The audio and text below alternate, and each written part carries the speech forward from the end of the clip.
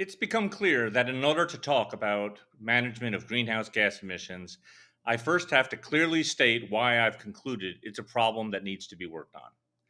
This is going to be short up front. Step one, I researched the topic and concluded there was hard science behind it. Lots of good things you can view out there on the web, videos to get that information. Step two, I listened to those challenging it and found that skeptics focused on areas of uncertainty without addressing the overall thesis. Step three, my project management work with infrared sensors in the military drove home how well understood infrared properties are. That's probably not something the average guy has. And then step four, I started thinking about this 25 years ago, and the past 25 years have correlated really well with predictions, and in fact, probably understate the problem. So that's the easy part. The discussion does get more complicated from here, though. One complication is that acknowledging the problem does not equal understanding impacts. Another is that agreeing with the science does not address the root cause. Let me start with the root cause, since that in turn drives the impacts, namely, the rapid improvement in living standards to date has been requiring an expanding energy supply. That's not really news, but it gets forgotten. Greenhouse gas emissions are a direct or indirect result of this. All countries have a carbon intensity that describes how greenhouse gas intensive their economies are. At its core, the root cause is one of how an economy develops its economy, which leads us to impacts. On this subject, I find skeptics and activists both making weak arguments. Let me start with the activists to change things up for a bit. Higher temperatures are certainly going to increase the energy in the atmosphere with a basic level that means more severe weather and a change in climate. That's pretty clear. But there is a tendency by activists to mimic climate science skeptics when they're talking about science by cherry picking the data on impacts.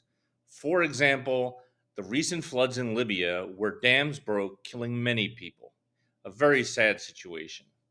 Was such an event made more likely by increasing temperatures? Probably. But was the disaster itself primarily due to weathers or failures of government? I have to go with the latter. The level of impacts countries will see is not just a function of climate change in most cases, island nations being an obvious exception.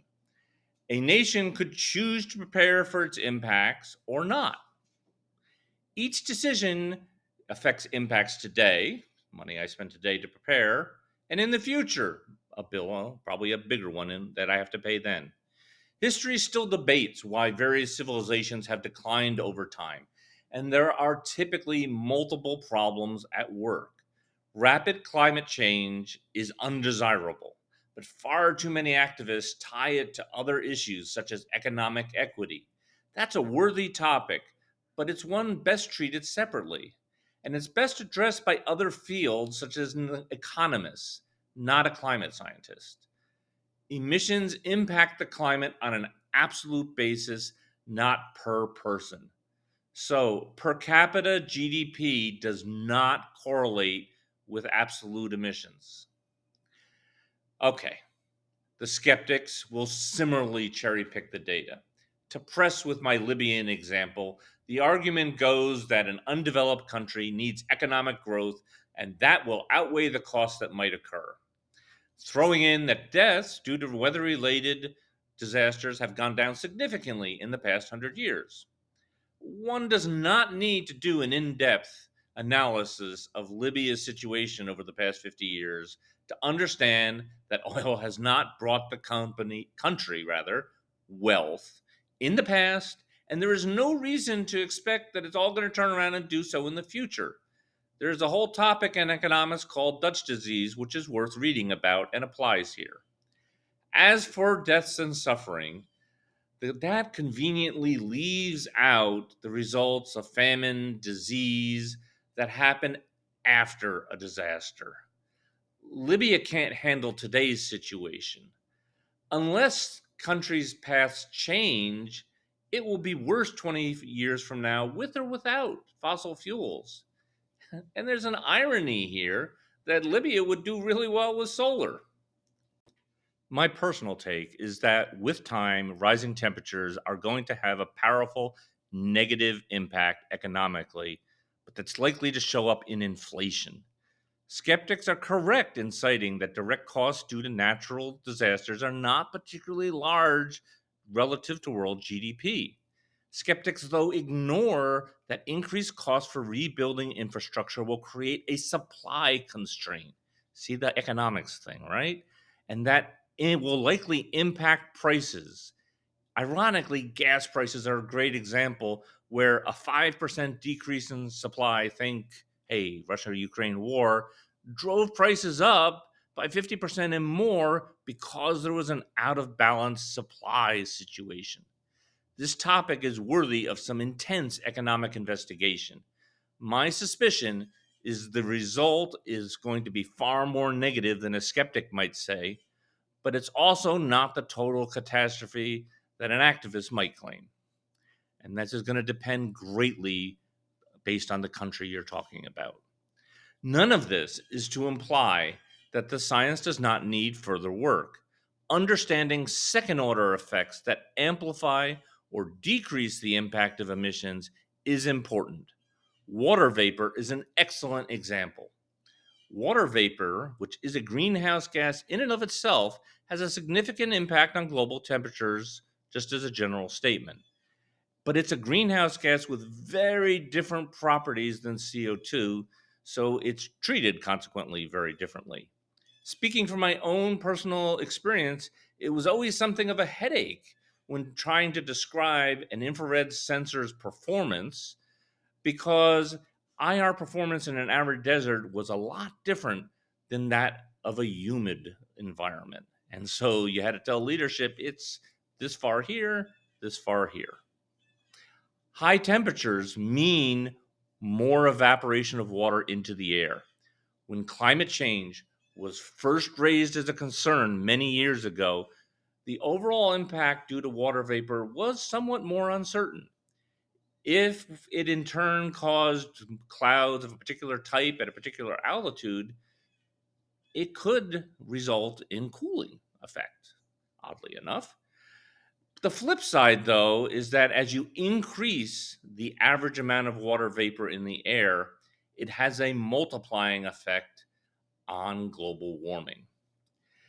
All indications to date are that the net impact is an amplification.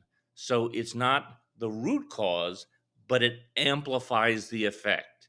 There is still some uncertainty on this and how it's going to play going forward. It's also a good example of why all numbers concerning greenhouse gases tend to be estimates with a certain error range. But make no mistake, they are good estimates, not guesses. The science around climate is complex to be sure.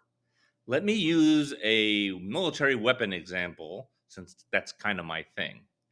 Back in the 1930s, science had progressed in many areas, and one of them was in understanding the Earth's magnetic fields.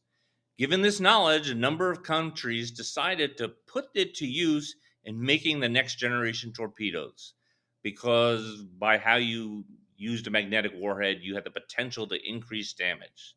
It seemed like a good idea, and initial testing supported the concept. But what wasn't understood at the time was how the Earth's magnetic field varied depending on location. The net result was that magnetic torpedoes failed frequently and took many months for this to be understood and figured out. Except in the US, where it took years because leadership blamed subcrews instead of investigating the cause until it was so obvious that the problems could no longer be ignored.